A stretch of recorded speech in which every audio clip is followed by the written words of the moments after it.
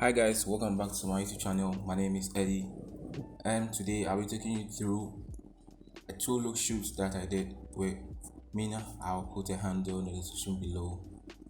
She's a fantastic model, and I did two looks. We did the portrait look with this beautiful studio that she has on, and then later switched to swimwear. So yeah, let's go. Let's start. So first, I use two lights in the studio. I use one octopus and one triangular box to light her up. It was a lot of fun. We had a lot of fun whilst we were shooting. You can see her laughing and all that stuff. It was crazy whilst we were shooting because everything was on point. The guys in the studio were helping with faculty, and Uma made her laugh very much. I'm not much of a comedian, but sometimes I can make her laugh. But faculty and other guys are making her laugh a lot. So it's always good to have reference points for your shoot. So here I'm taking you through some pictures that I wanted to know, like how I wanted to position yourself, I wanted to pose, how I want the pictures to come out and stuff like that.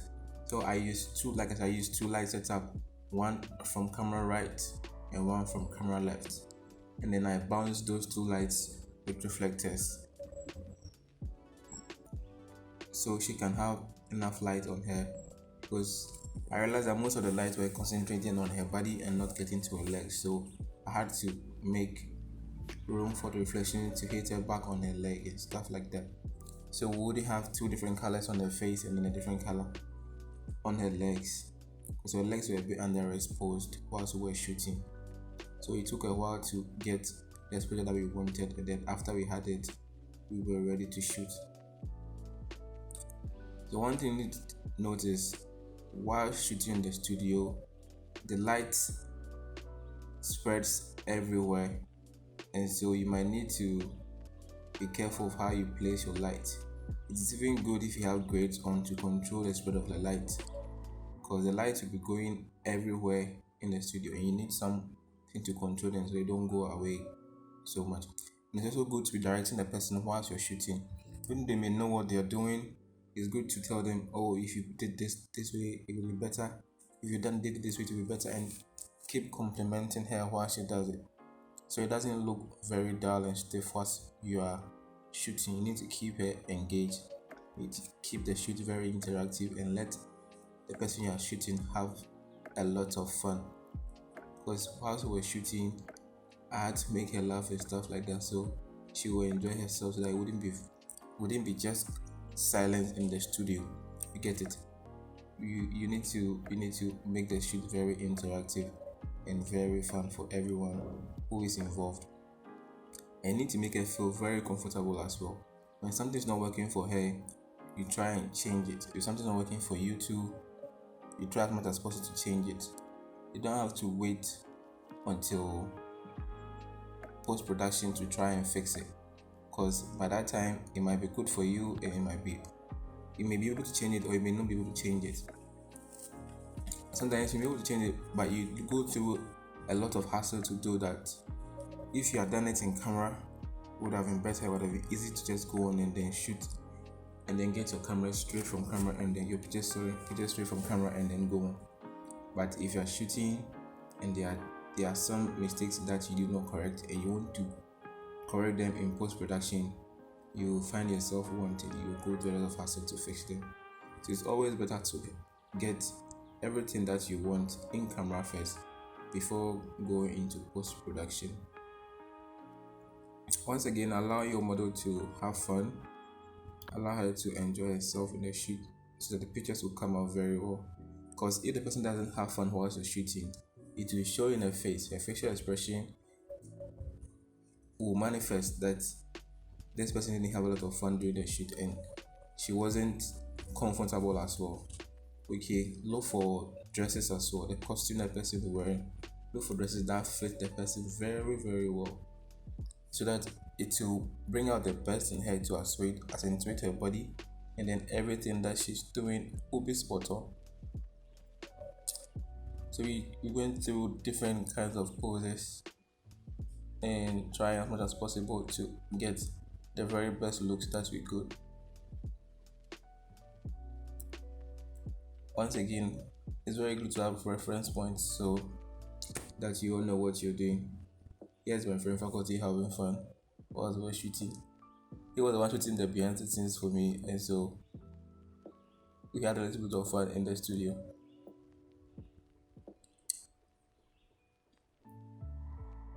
So enjoy the process.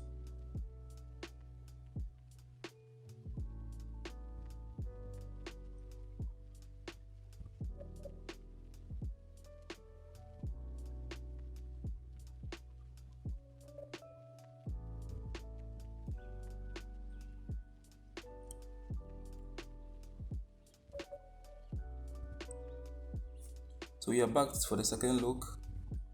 I'm once again showing her stuff that I wanted to do, how I wanted to pose, kind of stuff I want that she should do for me, and stuff like that. So I have very good images that I can show with you guys.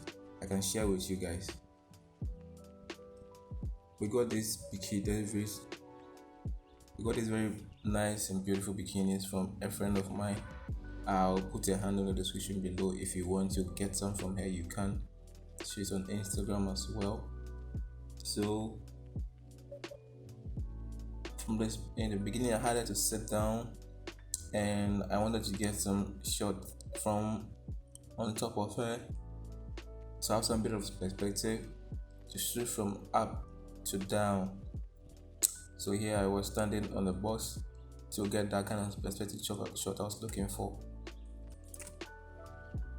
And I took my time to get those shots, and we went through other poses, had her sit to face me directly, have her stretch her legs and all the stuff. We will have a second pose very soon and you will see. So yeah, I use the same lighting setup, two light setup, one from the left, one from the right, with my reflectors that I was bouncing. Later on, I introduced a third light because I needed some reflection somewhere on the legs that I wasn't still getting, so I had to bring in the third light to light up her legs. That was what made the whole thing settle. That was what settled the whole issue, so I wouldn't have so many dark places in the shoot. I also brought in this flower just for interest, so I wouldn't be just here in the backdrop. I added the flower in just to make it interesting a bit. I'm planning on getting a lot of props like flowers and other things to make my shoot more interesting. It wouldn't be just the backdrop and the model. So we went through different poses and stuff like that, and I got this backdrop, if you're wondering, from a local seller along the roadside. It's a bed sheet kind of. It's brown. I chose it because of the skin of a model's color. Sorry, the color of the skin of the model, so it will complement her skin because she's melanin model, and the backdrop is brown as well to complement her body. So enjoy the shoot, and I'll see you at the end. I'll put pictures from the shoot at the end for you to see where we got to, where we started and where we got to. I did the pictures in Lightroom and in Photoshop. Color graded it myself. I'm trying to put together some lights. If you want them, you let me know. Thank you. I'll see you at the end.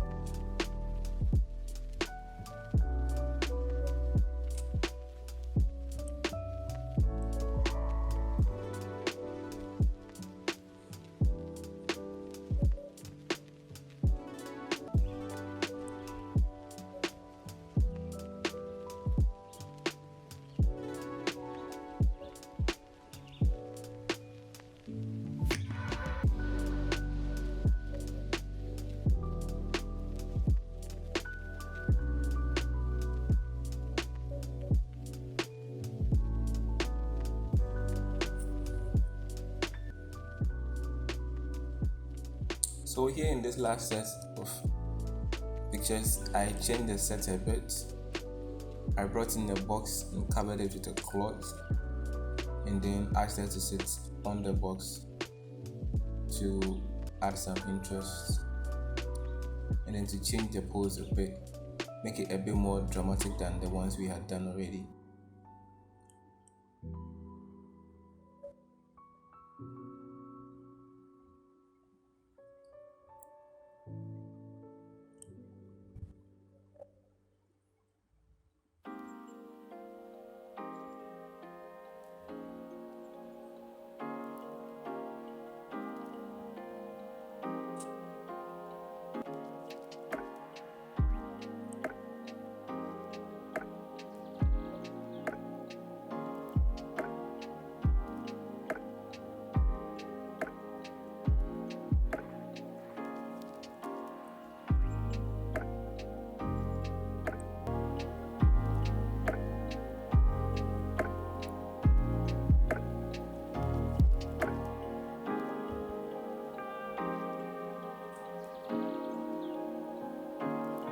Yeah, so thank you, and I'll see you in the next video.